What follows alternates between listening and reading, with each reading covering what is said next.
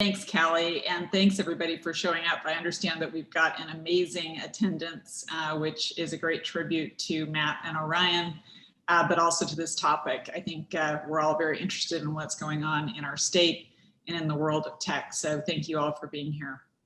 So just a few words on WTIA to get us kicked off. Our mission is to solve problems that you as tech leaders and tech employees can't solve on your own.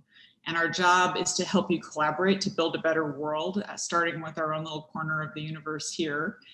We help you provide leadership to the tech industry worldwide by tackling racism, creating access to high quality tech jobs, and providing vital expertise and services to companies big and small.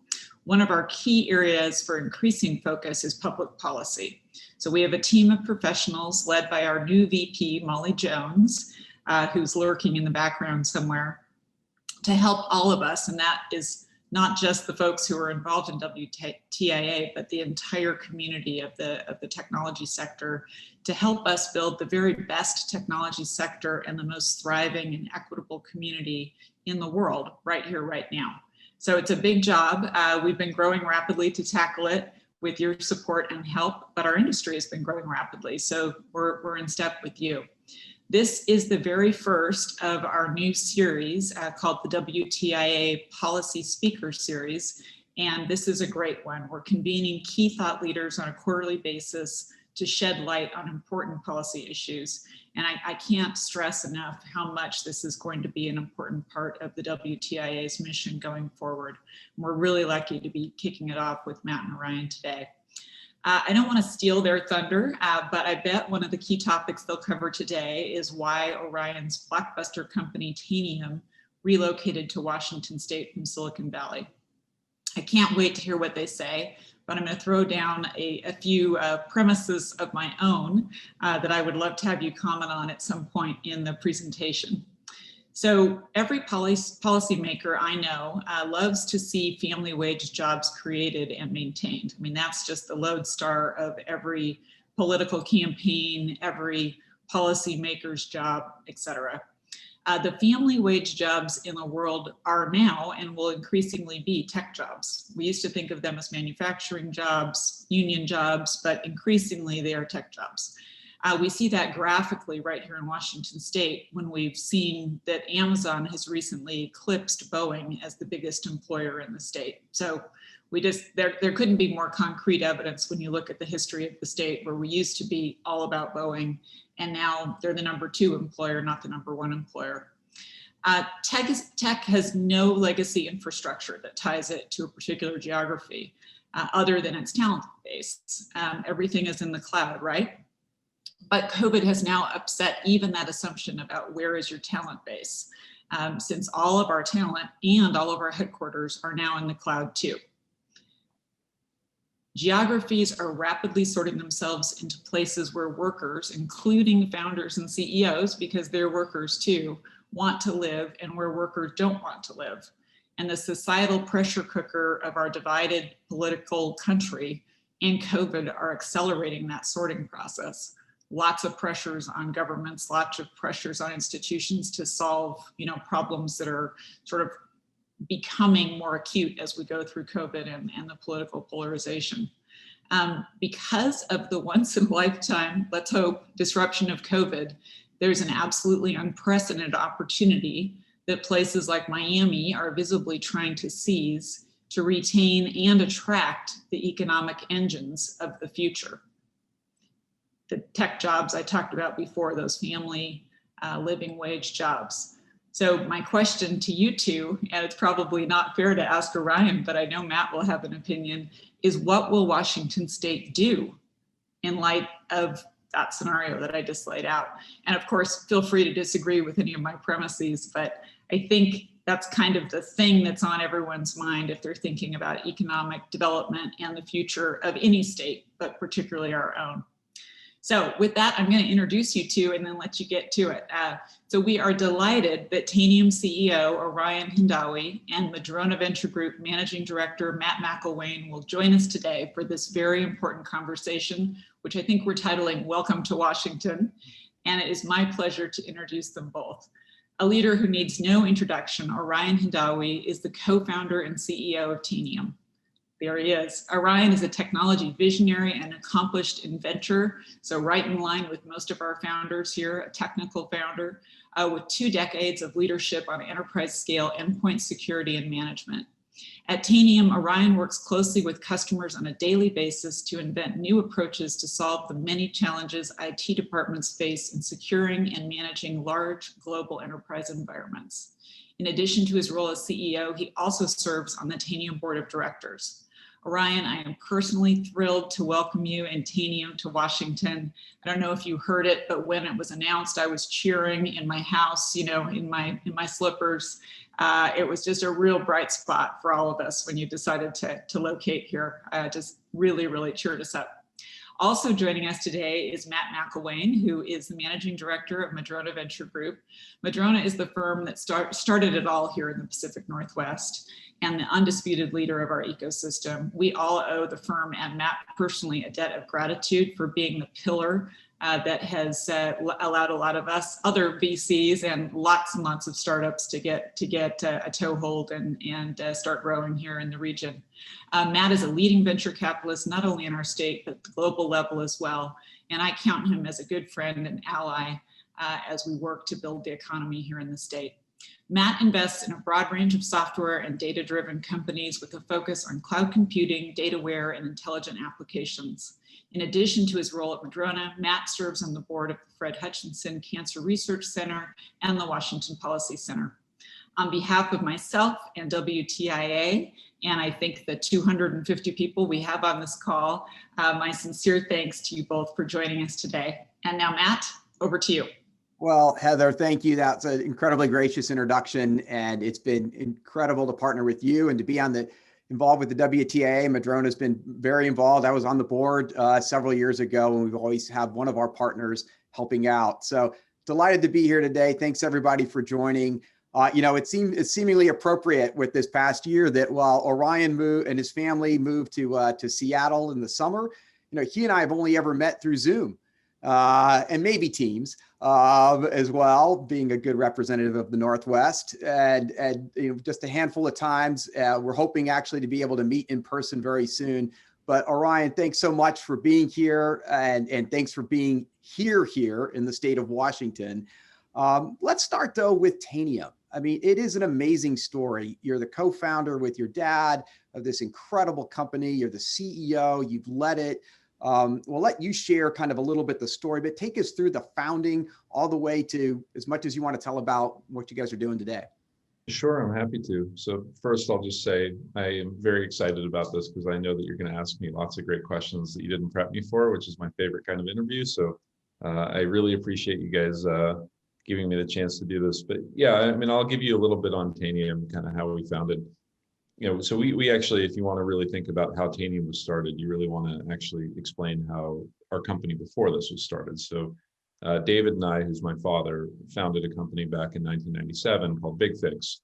And really it was founded around this idea that big companies struggled to figure out what they had from an asset standpoint, compute assets. So PCs, laptops, you know, they were starting to do things like virtualization, and they just needed to figure out all the things they had and where they were and what they were doing. And we ran that for about 10 years, and we started having customers who were coming to us and telling us that they were going to go through changes. And it was nascent cloud, it was nascent IoT and OT, and all these cool things that were happening, containers. And what they were realizing was that those changes were going to drive the problem set around tracking all of your assets and being able to control them to be much more complicated. And so they came to us at Big Fix and they said, hey, we've got this new problem set where we want you to be 10,000 times faster and also potentially 100 times more scaled. Can you do that? And I went to our chief architect at the time, who is now the chief architect at Tanium, and I asked her to explain to me what we should do to get 10,000 times faster and 100 times more scalable. And she said, throw it all away and start over. Like, you just can't get 5 orders of magnitude improvement in tech by iterating. You have to really rethink the problem. And so we started Tanium around this idea that customers needed potentially billions of devices to be able to tell them where they were and what they were doing and what vulnerabilities they had in seconds. instead of hundreds of thousands of devices telling them something in days.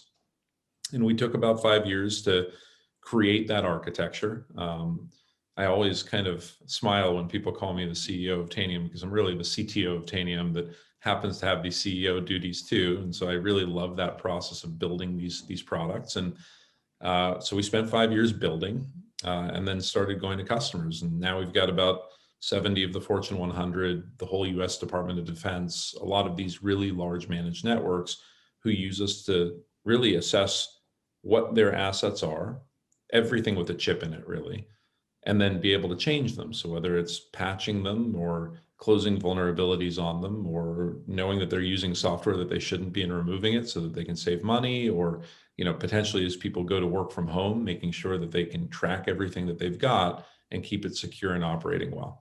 So that's really kind of the story of Tanium. And I'm sure I left out a few things in 13 years, but it's kind of the it's a terrific story. And it it's interesting that you kind of had this moment where the guidance was like from customers, we have these different problems. And then you said, well, we got to start over. We got to build from scratch in order to scale. And it kind of reminds me of this story that's been in the news a lot this week of Andy Jassy, who was, technical assistant or chief of staff, whatever you want to call it, for Jeff Bezos back almost 20 years ago, and went around Amazon trying to figure out how to reinvent, what they were trying to do in scaling all of the different website stores. What do you think about the changes at Amazon and what's going on there and what that portends for the future? You must have a close relationship not only with them as a cloud partner, but probably Azure as well. Yeah. So look, I guess what I would say is, first of all, you can take it a few different angles, but I'm very sympathetic to Jeff having put in his tour of duty. That's a hard job. And I think if we look at the amount of scrutiny and unsolicited advice and kind of criticism that the man has taken over the last, whatever it is, 20 something years that he's been in the limelight, I think at some point you just pull your own ripcord. And I'm sympathetic that he wants a new challenge. And I think he had a luxury that I think very few people actually have, which is a really good successor who knows the business, who's trusted, who's steeped in the culture, who can take it over. I think AWS has got a challenge. And so, I keep hearing these stories from my customers about how their CEO was in a conference somewhere. And I literally heard this story where there was a petrochemical conference that Andy was on stage for, and the interviewer was asking him, Andy, I think for the audience here to just gain comfort, can you confirm that Amazon is not planning to get into the oil and gas business? And Andy obviously said, Amazon has no plans to, build an oil and gas company. And then somebody raised their hand from the audience and said, hey, you actually do carry Amazon branded motor oil. And some of the people in this audience actually make motor oil, and that's a threat to our business. And if you talk to most of our customers in retail, in finance, in healthcare, they feel like Amazon may get into their business. And as a result of that, they can never fully lean on that company, because especially in retail, but I think in a lot of other areas, they feel scared. And that's a problem, because Microsoft has no intention to get into the petrochemical business. And so we're seeing a lot of customers that are going in that direction. And I think Andy's first challenge may be to figure out how to disintermediate the threat that Amazon Corp may pose to somebody versus the benefit AWS may bring to somebody. Because, look, we just built a whole cloud infrastructure at Tanium. We chose AWS as the first partner we work with. They really do have structural advantages in a lot of cases as someone who's operating a cloud infrastructure on our side. But you have to believe that you're not strengthening an opponent. And I think a lot of our customers still aren't sure. And so I think it's a really interesting problem for him.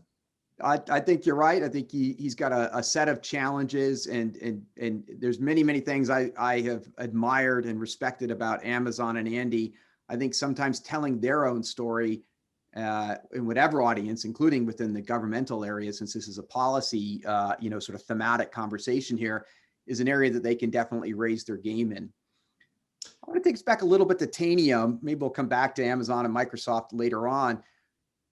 Tell us about a couple of the key decisions that you've made and, in building the company. I mean, picking AWS as your infrastructure is probably not as consequential as the level that I'm thinking about here, but what have been a couple moments in the life of the company? There's probably a bunch of entrepreneurs on this call, that were kind of key, as I guess, as you use an Amazonian expression, kind of one-way door decisions, very consequential, big decisions, and how you guys went about making those and why. Sure. So, if I were going to look back at the most formative part of the company, I would probably say the biggest decision we made up front was where we were going to focus our technology. So, we saw a lot of holes in the management ecosystem, security, endpoint, that whole area. And we pretty early on decided we were going to focus on large scaled enterprises.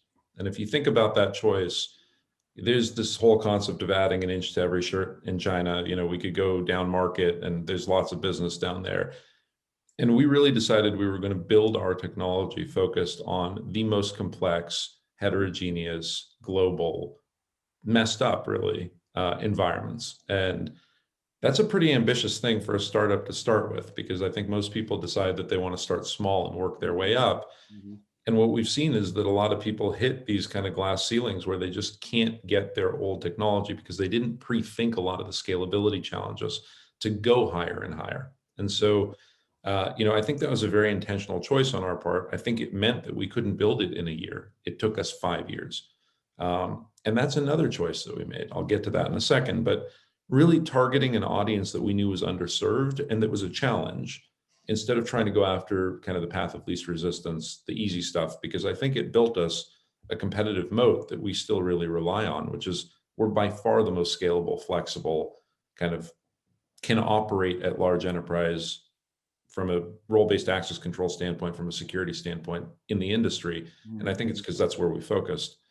The second big choice was that we were not going to try to scale quickly and start selling as quickly as we could. So we really did take 5 years where the only people who were on payroll were engineers and, kind of the ecosystem that allowed us to serve customers that David and I personally sold. And the reason that we did it that way, the reason that we spent 5 years building the infrastructure was we're trying to solve a really hard problem, and rushing it was going to break our reputation if we put something out into the market that sucked.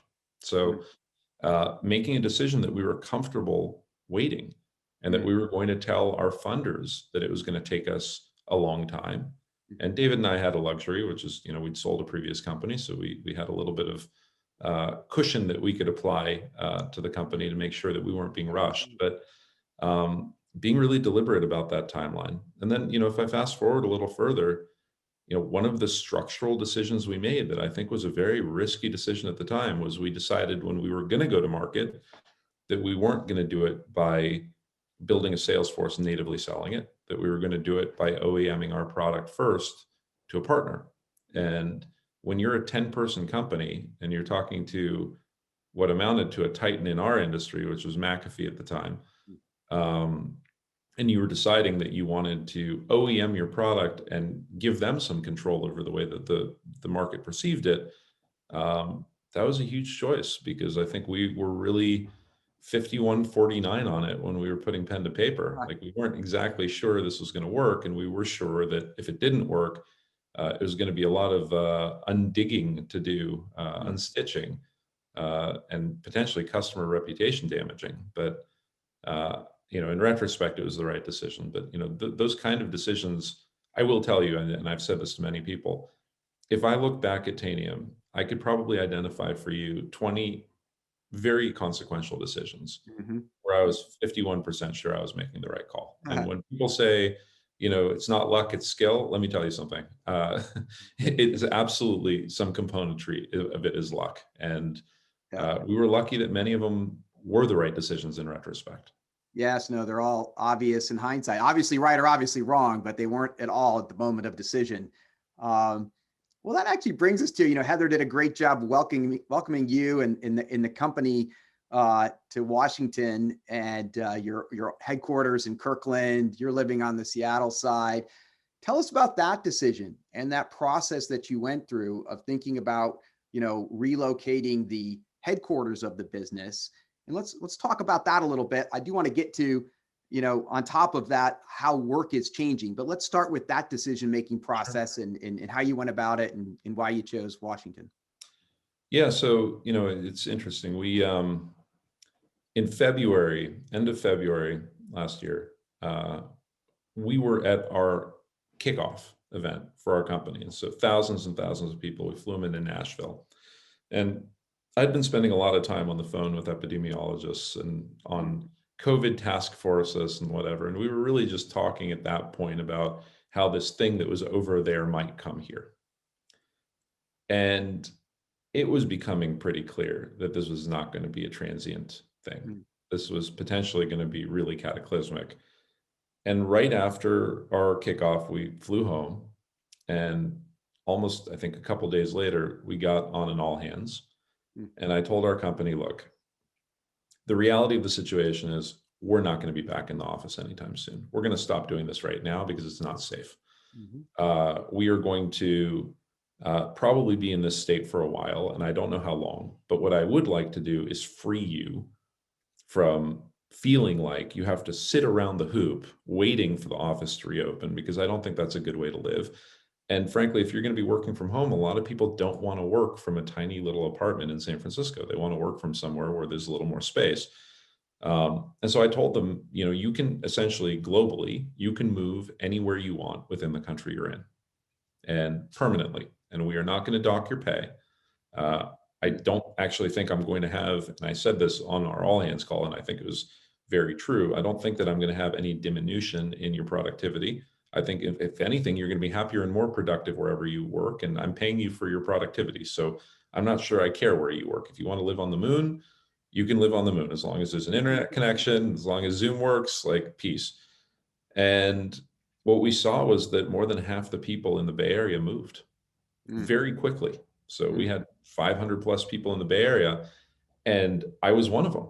And I'll get to that in a second, but the headquarters dissolved as soon as we basically told people you're allowed to leave. They left. It's like we opened the jail doors and everybody bailed.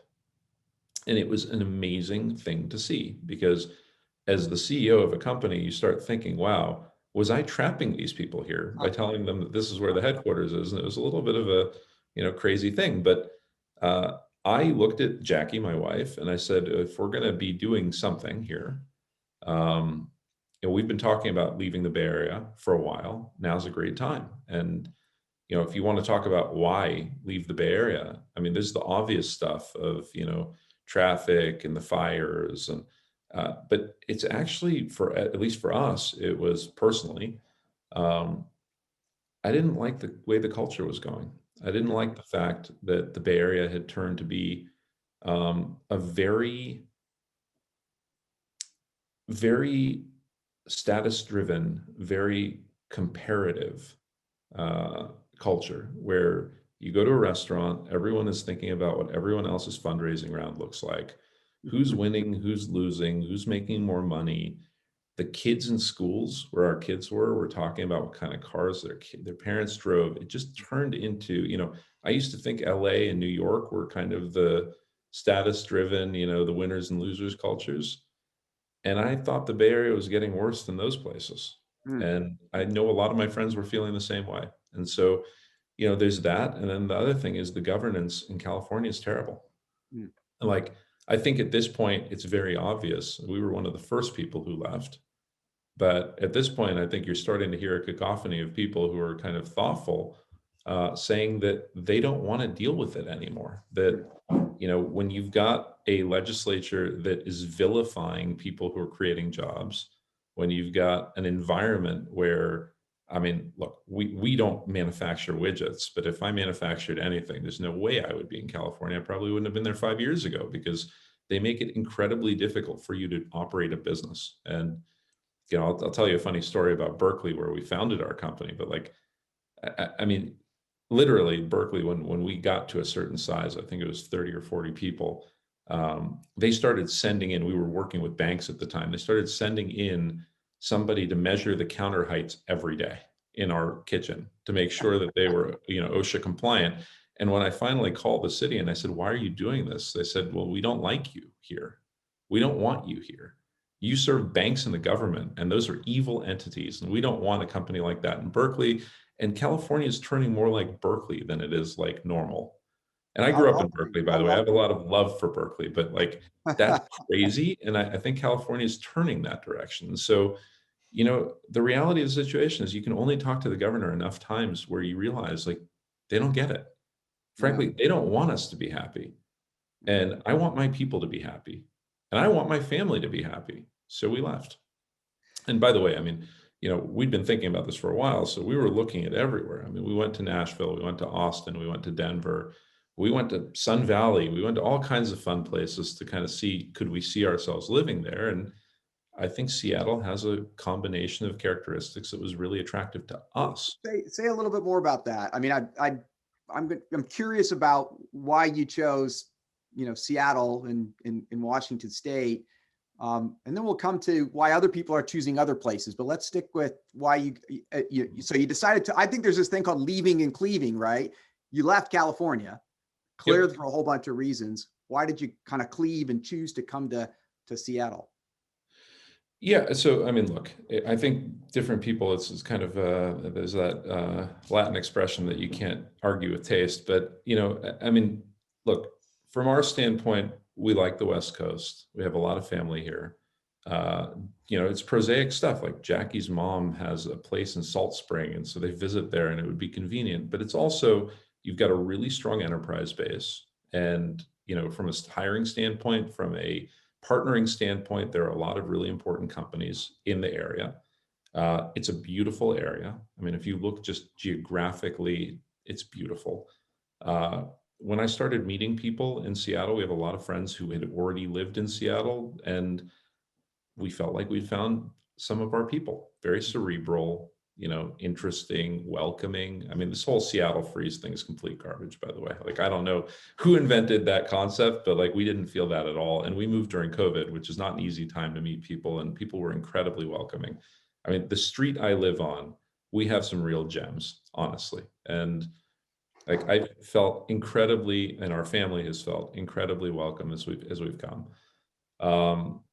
And I feel like everybody's got their own rubric by which they make decisions like this. But if I were going to think about what's important to me, it's the type of people that I can join. It's the environment there. And it's, geographically, it's convenient for our family. It's consistent with what we wanted. I'm not a huge skier. Some people move to Denver because they love being near mountains. Like, there are mountains in Seattle, but it's not like the most important thing to me. And by the way, I discovered all kinds of super cool things that, like, wake surfing was not in my lexicon before. And well, Lake Washington was pretty darn good option for that. I mean, it's there from a quality of life standpoint. It is a really strong quality of life. Totally agree. And to your point about talent, the talent not only from the University of Washington, other universities, but also from all these companies that are hiring and growing. And so there's a great talent and partner ecosystem here too. It's interesting though, you did tell the story about the Berkeley, measuring the counters and the governor not seeming to be responsive. Other people are choosing places like Texas and Florida and Tennessee. I'm curious why you think that might be. I have no doubt that people are asking you your opinion on these decisions. Why are people choosing other places? And what might be some of the things that we as Washington State need to be careful about here? Yeah. So as you would imagine, I know almost every single CEO in the Bay Area. And we've been having this conversation over glasses of wine or scotch for a long time. What I don't think people understand is we're in the second inning of this. We're not like in the eighth inning of this. There are a lot of companies that are still about to move. And I know exactly how they're thinking about it because I get a call every couple of days from some CEOs saying, I'm about to make this decision and I want to get your opinion before I make it. Like, the reality is that I can separate myself a little bit in the sense that personally, taxes are not my biggest driving force. But for a lot of people, they are.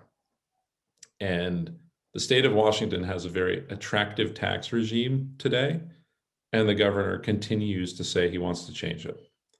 And look, like this whole like billionaires tax thing, whether it happens or it doesn't happen, it's not actually going to fundamentally change my opinion about where I want to live. But a lot of people are going to look at that and say that's a vilification of me. You're targeting me. I don't want to go over there if you're targeting me. Um, the governor of Texas is sitting there ripping up California income tax statements on YouTube and saying this will never happen here. And I think a lot of people look at that and they say, you know what, that sounds pretty attractive. And frankly, if I'm going to be paying 10% taxes, you know where I want to do it is Hawaii. So like, in essence, even if nothing's actually happened, the narrative in Washington today is that they don't want to maintain what Nashville and Austin and Miami and a bunch of other places are saying that they do want to maintain, which is very attractive to business owners. And people can argue about whether it's right or it's wrong. That's somewhat irrelevant. The question is actually, do you want these people moving to your state or not?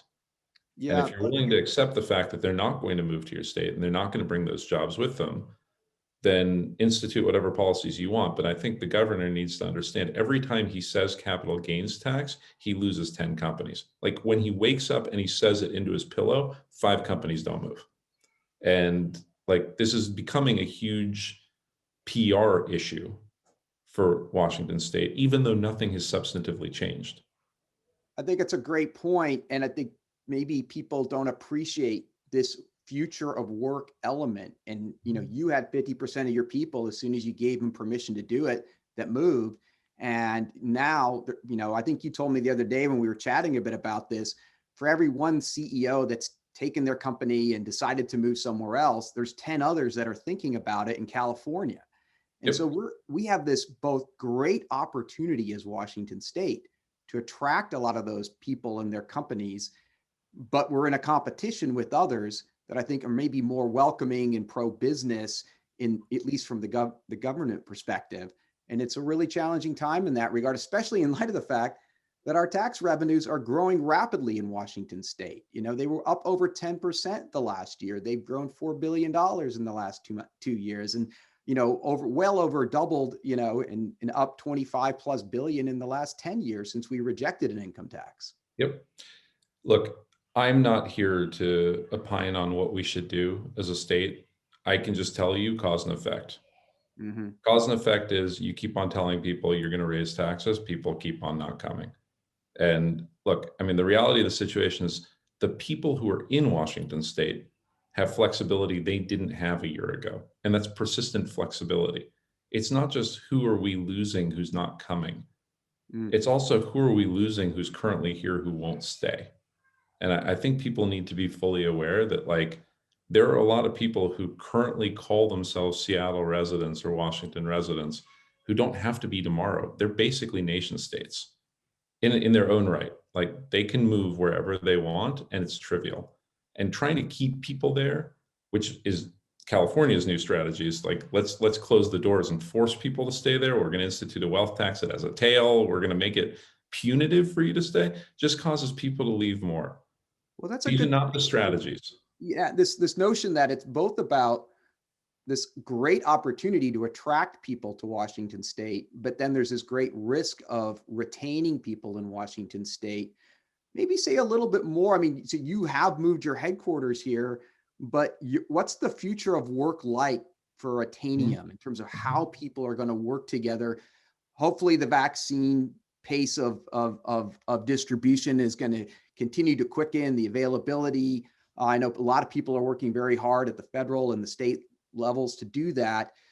And then there's going to be some kind of different mode of work. What do you envision that being for Tanium? And what do you see when you talk to some of those other CEOs about how they're thinking about the future of work? Yeah, look, I mean, I think we're all realizing some flavor of this that's similar, which is there's no way we're cramming people back in an office 5 days a week. Just no way. People don't want to do it. I don't want to force them to do it. And our productivity in our tech teams is 37% higher than it was before this. So like, I mean, from the standpoint of just like me being selfish and saying for Tanium's benefit, it's better to give people the flexibility because they're more productive outside of the office than they are inside. And for people, it's way better because they want the flexibility. And so it's a win-win to give it to them. I know CEOs who honestly, and I'm talking about really big companies here who are really established, like 300-year-old banks, who are going to a virtual headquarters on a go-forward basis. I Mm. know a lot of companies in tech that are considering going down to a fifth of their real estate that they had before COVID. As a ratio of number of people to square feet, they will go to 1/5 of where they used to be. Um, I think that we're going to end up seeing a situation where it's going to be incredibly, incredibly difficult for people to go back. I don't want to go back. Now, I will say that, when I look at the need for office, people want that ability to come together Mm. on a periodic basis. And I think our offices are essentially going to be purposed for people to be able to have meetings that are some combination of feeling like they have camaraderie and that they're part of a group of people that they care about. I think we're going to have a lot more offsites. So whether it's like Tanium kickoff, like the thing that we had right before that went off, I think that we're going to have a lot more regional offsites. But I don't actually think that anyone I know is considering going back to an office 5 days a week. And like, I mean, when I look at San Francisco's downtown core, which, I know pretty well, and I haven't spent a lot of time exploring Seattle's yet because it's not a great time to explore anything with lots of people around you. But that just means a wholesale shift in use of space. I mean, there's just no reason to have space the way that we had it before. And I think, Tanium may end up with a third or less of our real estate square footage in 3 years that we have today, which is Well, crazy. it's, bringing it back to Seattle and in kind of iconic Seattle companies. I mean, Nordstrom just announced this week that they are dramatically reducing their square footage of their, space in downtown Seattle on, kind of on the kind of corporate headquarters side, not the store.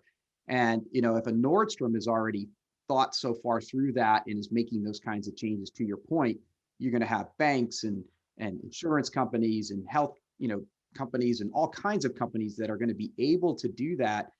And there is this spectrum from kind of physical first, if not almost physical only centralized corporate headquarters, to centers of excellence and centers of concentration, to all the way to the other end, the GitHubs, which seem to do this very well, that are kind of truly, remote first organizations. And I think we will have, depending upon the nature, the flavor of the business, the culture of the organization, differences there.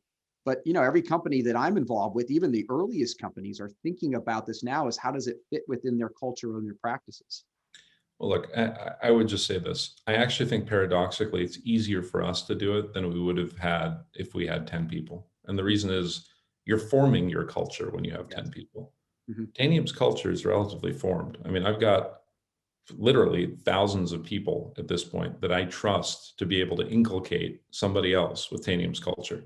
Mm-hmm. And I think, if you're just trying to figure out who you are, doing it over Zoom would be a lot harder than, I think we've got a lot of, kind of the priests of our culture already out there. So we're not forming the religion. We're basically making sure that we're tending the flock at some level. And so, I do think though, and I've heard this comment from many CEOs, that today it may feel easier. In 3 years, we may have drawn down on the bank of culture that we essentially established over 13 years.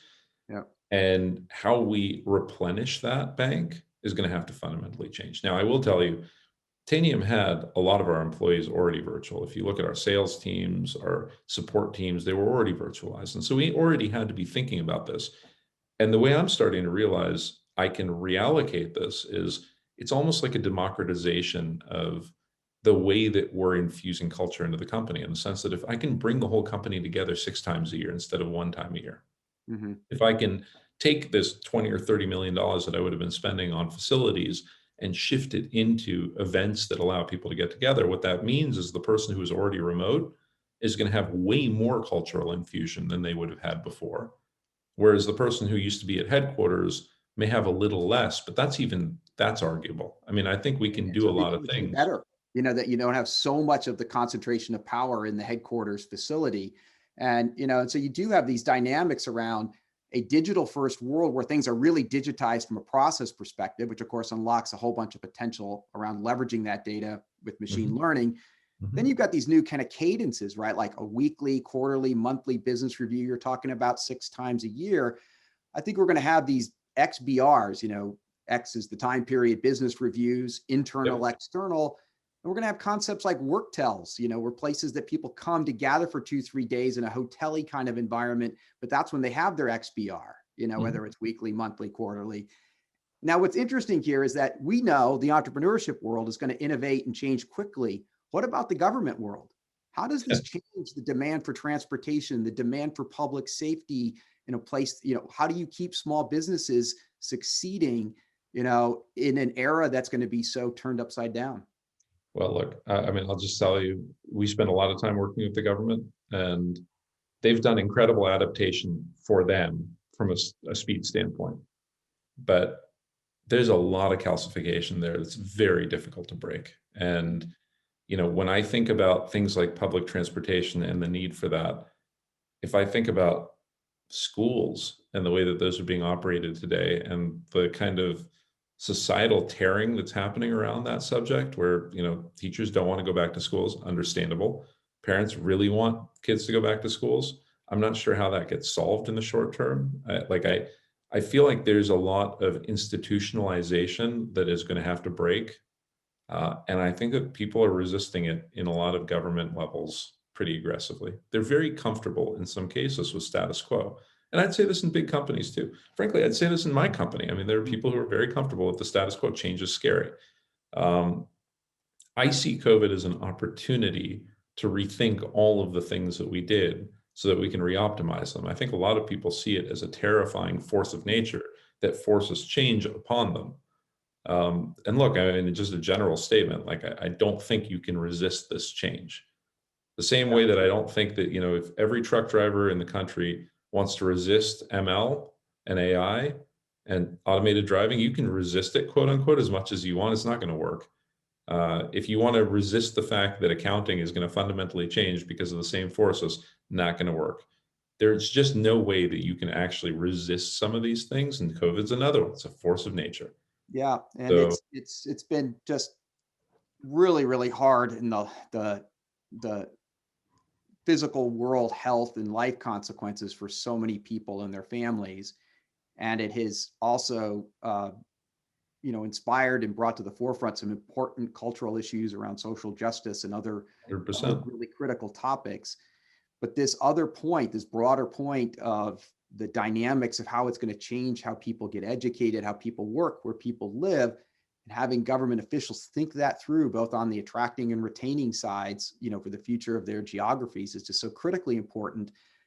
I have another question to ask you, and then we'll see if we've got time for a couple questions that Callie might be aggregating up here. Another thing that's changing is the financial markets. I mean, it's really kind of amazing, notwithstanding all the hardship of this past year, both how positive the capital markets have been and the new ways of folks becoming potentially public. You're a private company, a very successful one. I have some inkling of how well you've been doing. How do you think about everything from direct listings to SPACs to what we think of as, quote, a traditional, IPO? Yeah. So look, I guess I would first bifurcate it into, do you want to be public or not? Because direct listings and SPACs and IPOs basically all result in the same output, which is you are now a public company and you get to deal with that. So there are vagaries in it about whether you have to do a roadshow or not, whether you get to talk about your future kind of goals or not. There's lots of differences, but the similarities are more common than the differences. I don't want to be a public company today because I don't think it looks like it's very nurturing for good thought. So I've got a lot of my friends, they took their companies public in the last couple of years. And over one glass of wine, they will tell you it was the best decision they ever made. Over 5 glasses of wine, they will tell you how miserable they are because they can't talk to their company during all kinds of little periods that are arbitrary. They can't talk to people outside of the company. They can't talk about what their plans are. And the reality is the scrutiny that's being placed on these companies causes them to, I don't care how much of a forward-thinking, mission-oriented person you are, if you know that something you do is going to, in the short term, cause a 30% drop in your stock price, you are not going to do it over time. You're just not, because you're a humanitarian. You care about your people. You care about your people who want to use their stock to go buy a house, and you don't want their stock to drop so that you don't have to deal with that. I don't want to have to make decisions that way. I would prefer to make a decision on the basis of what I think 5 years from now is really going to be good for my company, and not have to deal with the negative externality of watching the stock market, understand it or not understand it in the micro. And look, I will just tell you, watching as a CEO of a company, watching what's happening with GameStop and Robinhood, here's the reality. The reality is, I would prefer, and this is just a personal choice, to make decisions in a thoughtful, cloistered, long-term environment. These things are not forces of good in that direction. Now, look, the flip side is the private markets are so friendly at this point that basically I get to have my cake and eat it too. We just raised another $150 million. There was literally $1 billion of interest that I could have taken at that price. And that means that I get to do things like run tenders for my employees so that they don't feel like they're trapped in private stock. It means that I can buy back early investors if I want to, and they want to. I can create not a market, but I can create an ecosystem that's healthy enough that I don't have to take the pain. And I know a lot of people who've made a different decision, and I'll tell you why they made it. Either they have VCs who forced them, which is a natural part of the process, which I thankfully don't have. You got to watch out for them, Orion. No, I think you need to institute structural voting rights so that you don't have the problems that some of these people ran into. And I think Google's biggest innovation when it comes to startups is multi-class share structures, which I'm a huge fan of. But either the VCs forced it, or the founder really wanted a big boat. And I am blessed in the sense that I don't need a big boat. So, well, this is an interesting topic. I'm glad we got onto this, or I'm gonna have to have you over for a glass of wine and talk this one through a little bit more. I think there's a few more arguments in favor of the public company, but I think your point is a very good one. It is hard, and there are very few CEOs. I think actually coming back to all the way back to Amazon, Jeff Bezos and his team being willing to be, quote, misunderstood for a long period of time and allow that stock to, having had a partner who was on that board for much of that time, it would be always interesting after earnings came out, people were surprised at how the Amazon stock would react. And I think it was partly because they were just willing to be misunderstood for a long period of time as a public company. But that is an outlier. Look, if you have a capital intensive business and you have to go public to be able to finance it, software is literally zeros and ones in the right order. I don't have a capital intensive business. I have a 90% gross margin, and we've been profitable and cash flow positive since we started selling. Those are incredibly favorable dynamics when you're running a company that don't exist in a lot of other businesses. But if I happen to have caught the tiger by the tail, what are we doing to ourselves? I want to be, in 10 years, running this company, proud that we are serving our customers as well as possible and that my employees are as happy as possible. And if that's the way that I'm measuring this, and that's all I'm really caring about, and that's what mission-oriented CEOs are supposed to care about, someone needs to make me the argument that I'm going to be better at serving my customers or better at serving my people. That's a good point. And if you got the access to capital, as you clearly do, it gets you another kind of related question, which is, when we both started out in the tech world, and actually for a long period of time, even more so, kind of technology companies, even the bigger technology companies were really revered and respected and appreciated. And seems like there's both a tone out there, but there's also a regulatory tone. I mean, what do one of the questions that did pop up here is, from a former Amazonian and somebody who's involved with public policy, was curious about what do you think about some of these regulatory and or antitrust style investigations that, are either happening or rumored to be happening with the Googles and Facebooks and potentially even, the Amazons of the world? Look, I have a personal feeling about some of this, and then I have a professional feeling. So I'll give you both because that's the point of a public interview. Look, from a personal feeling, I've never had a Facebook account. It never made sense to me. And when I say it never made sense to me, you are clearly the product. Mm-hmm. So like, I am not in favor of data mining my data, especially very personal data, with my friends and I talking to try and target me and somebody else making money out of it. I feel like there's something wrong with that. I feel like different companies are being targeted for very different reasons. When I look at Apple, I don't think you can really say that Apple is a data mining exercise. When I look at Microsoft, I don't think that that's the problem there. When I look at Amazon, I don't think that's the problem there. Although I think some people have tried to paint that picture, I don't feel that way. Look, I think the reality of the situation is there is a point, and I think in enterprise, Microsoft is getting close to this point today, where their ability to bundle and their ability to pull things that they really shouldn't win on behind things that they should win on is actually endangering innovation. And antitrust is designed to prevent that type of scenario from becoming a snowball. And I think that you can make the argument in Microsoft and enterprise in very specific markets that may be happening. Can you argue that Amazon has taken over the entire retail industry, or that they've taken over the entire cloud industry? I think that's a much harder argument. And the reason I say that is every big retailer is my customer, and they're all doing well at this point, or a lot of them are doing well. Now, I think that there are some times where people, and I've had people come to me and say, well, what can you get behind the fact that I'm getting angry at Microsoft, so you should join in and keep, start beating pans and whatever it is. I don't think that that's something I want to do. But I can see the argument, if you are somebody who's trying to compete with Teams right now, that it's impossible. And then conversely, you look at Slack getting sold for $28 billion and Zoom being worth gazillions of dollars, and maybe it's not impossible, but over time, it may become harder and harder and harder because of that bundling apparatus.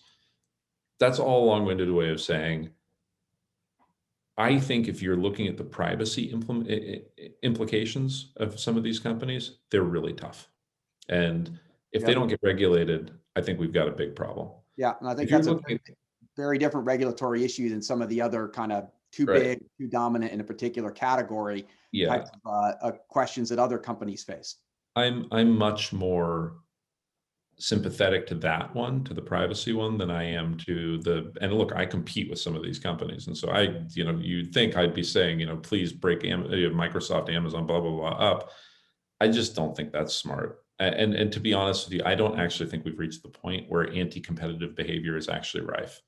I wasn't here to compete with Microsoft when the last cycle went through, but I actually think that they're trying to be an ecosystem, and that once in a while the scorpion and the frog comes out and they sting the frog.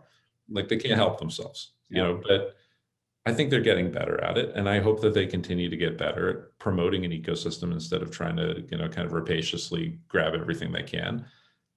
And it's a balance, but I'm not really sure that a regulator is going to be able to balance it better than the ecosystem today, if that makes sense. Well, having been involved with, kind of this latest, kind of run of Microsoft over the last 7 years, I think it's 7 years to the day that Satya took over as CEO. And now we're going to see some, some eventual change and all with Andy becoming CEO at Amazon, and just the transformation. AWS is a $50 billion in revenue business, growing 30% year over year. As a public company, it would be worth $1 trillion just itself on these kind of 20 times revenue multiple SAS business, metrics. Why 20? Why not 30? I mean, I'm being conservative. Crazy multiples. Let's keep going. But what I think is interesting about all of that is that we're fortunate to have two of the top 3 in the world companies in Greater Seattle. We have this incredible ecosystem. We now have more companies like yours, and thank you again for kind of coming in and not only being a part of the tech ecosystem, but a part of what's creating jobs and creating opportunities, candidly creating more tax revenues, so we can do a really good job with the important government responsibilities that we have. But I think it's all in the context, as we talked a little bit about here, of how much the world is changing, and going to probably change in big transformative ways forever, and how we have to be very adaptable, agile, and nimble, not only as businesses, but as governments and communities, to embrace that opportunity. And with that, I'm going to turn it back to Heather. Thanks, Matt. And that's a great summation.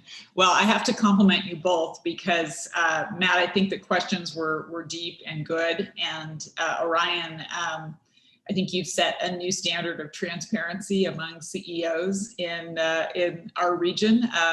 And I really thank you for that. I hope we have some other CEOs listening in on this call who will take your lead, because we have to be direct with one another about what is actually going on. And as you said, it's not to say what should go on, but to at least have common agreement on what the facts are. And I thought some of your statements today were just super helpful in that regard. So really glad to have you be not only here as a company, but here as an individual and a leader, and welcome your involvement with WTIA going forward. And Matt, thank you again for agreeing to be the tremendous interviewer you were today. With that, we will sign off, and we'll look forward to more of these chats in the future. Thank you all for attending.